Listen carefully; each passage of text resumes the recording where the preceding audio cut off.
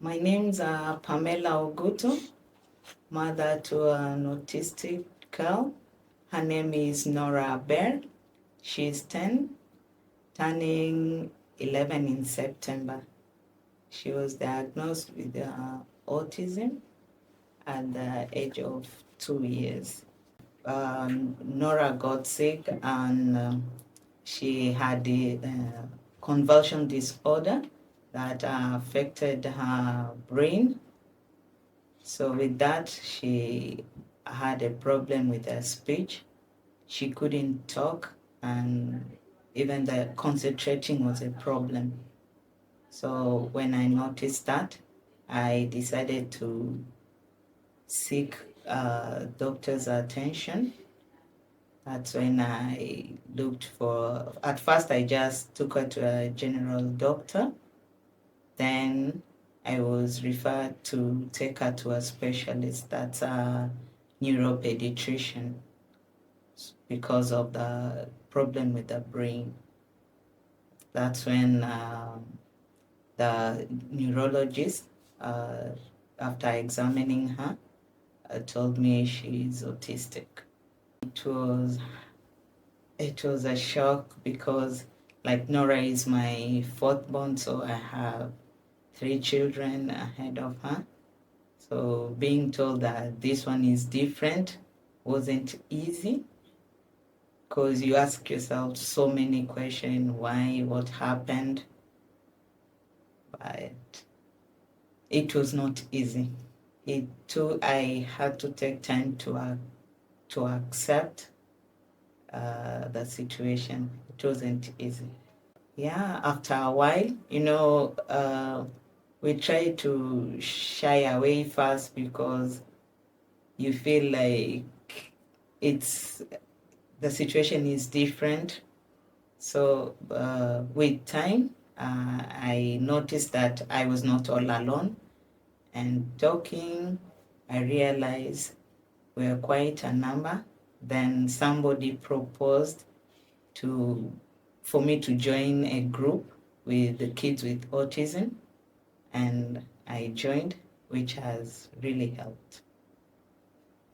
The treatment, it's very expensive, yeah, because this child has to see different specialists. Like I said, there is a neuropediatrician, but like here in Mombasa, we just have a neurologist. I don't know of any neuropediatrician. So I had to look for a neuropediatrician in Nairobi. So you can just imagine the cost. I have to use fare. Seeing this neurologist is not even cheap. It's expensive. Like you part with 5,000 per session, plus the fare, accommodation. It's not easy. And even the medicines, there are times when you go to the chemist you don't get, and you need to have a prescription. Sometimes maybe your prescription has expired, so you can't get access. Yeah, okay, the early stages, I had to follow the routine because like potty training, I used to make her go to the toilet before she sleeps, because when she takes Phenobab, Phenobab makes you sleep. So after that, it's very hard to wake her up in the middle of the night to go to the toilet. With the routine, it has really helped her because she's not bedwetting. When she sleeps, she just wakes up in the morning. That's when she goes to the toilet again. And even the feeding, because at first her gums had swollen, so she had to take blended food. But gradually, she's changed. She can eat normal food like anyone else. I had to overcome so many challenges. You see, like especially here in Coast, like my daughter had the convulsion disorder, and people in Coast tend to believe it's mashetani, like she's possessed, or maybe cast or something. So when you say you're taking the child to the hospital, they tell you, no, this is not treated there, you have to take them somewhere else. But like for mine, my daughter used to have like 20 convulsions in 24 hours. How can you stand that? So I just decided, no, the hospital is the only way, which has really helped to control the convulsions. And what I could say is, please don't advise somebody something you're not sure of, because with convulsions, it can be managed in the hospital. Let us not lie to parents to keep the child at home. You know, the brain is being destroyed, and if it gets destroyed, then it becomes very hard for them to cope in future. So people, let us be very careful. We go to the hospital, we ask, we seek help, because this child tomorrow will have to grow and be somebody. But if he or she is seated there, not being able to walk, not being able to talk, move, or do anything, what will become of that child? So let us seek medical attention whenever we see there's something wrong with that child. Let's stop going different ways.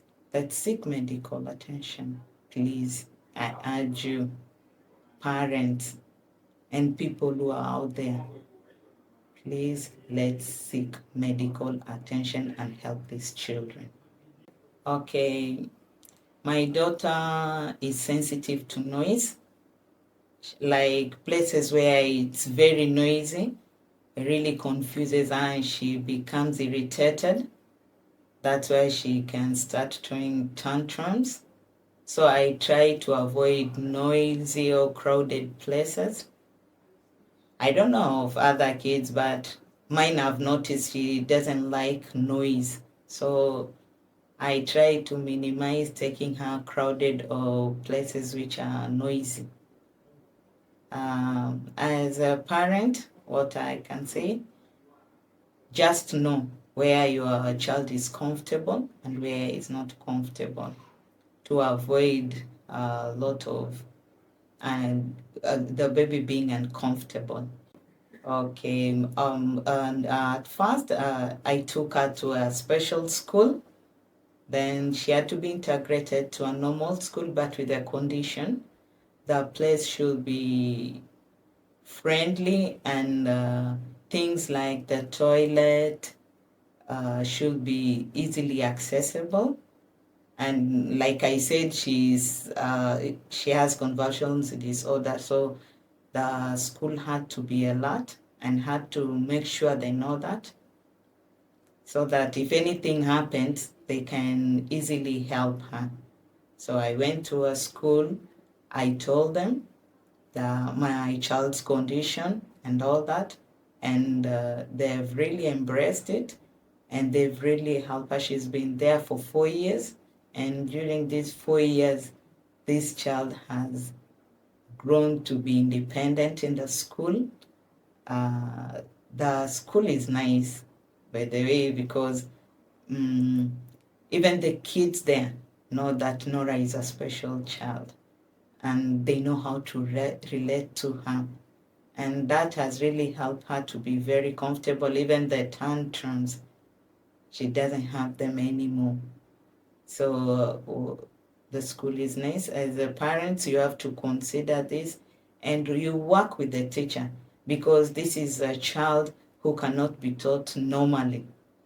She has to have one-on-one with the teacher. So you also have to understand, and please teach yourself to know how to help your child learn, as in how the teacher teaches. Make sure you communicate with the teacher. When you go at home, you do the same, because these kids have that tendency of having things being repeated to them so that they can capture. So you have to learn.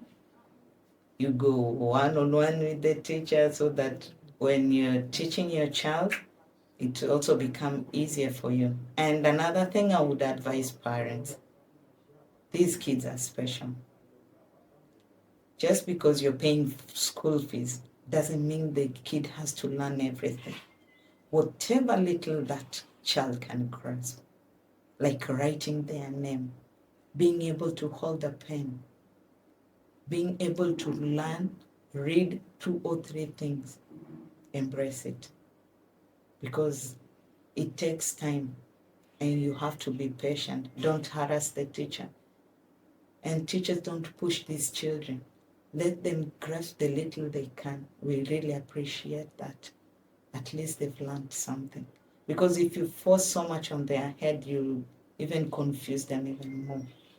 So let us be patient with them. Teachers, be patient with the children. Parents, be patient with the teacher and the children. We cannot have engineers, everybody to be engineers and doctors. These kids, there are some who are musicians, artists. They have different abilities. It depends on how you're going to know what specialty that your kid has. So let us be patient when it comes to them learning. Don't force. Let them get things at their own time. Okay, because I've experienced that. It's not easy. I know sometimes we ask ourselves so many questions. Why my child?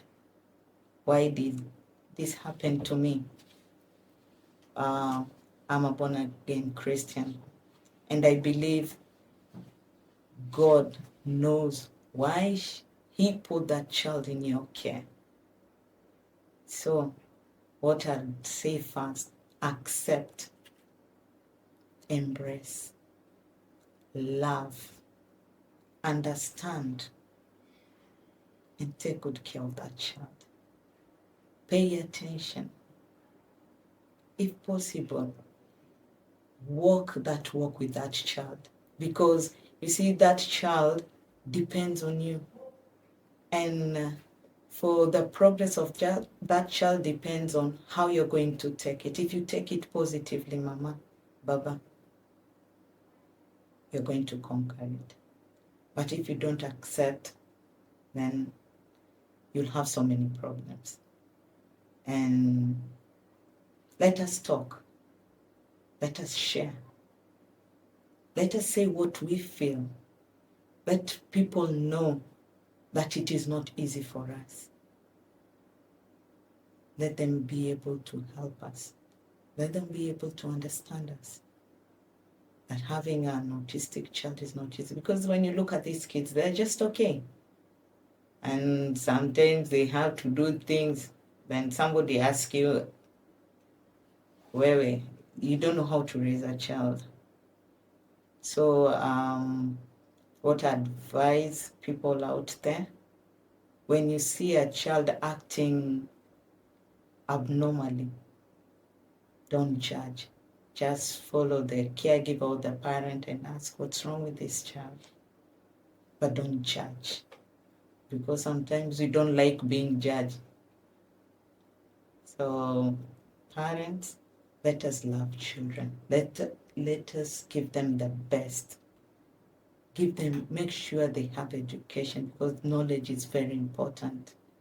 Let us teach them how to do chores, cleaning themselves up, cleaning after they've used, they've eaten, know how, where they put their things in a nice and a neat way, because you never know tomorrow. Nobody knows how much time we have in this world. We have to raise these kids knowing that when tomorrow I'm not there, this child can cope. I insist, let us love them, understand, care, speak on their behalf. Let us let people know that these kids exist. Because like mine today is 10. In 10 years' time, she'll be 20. this child is growing. Doesn't mean just because she's special, she's growing just like any other child. Time is running out.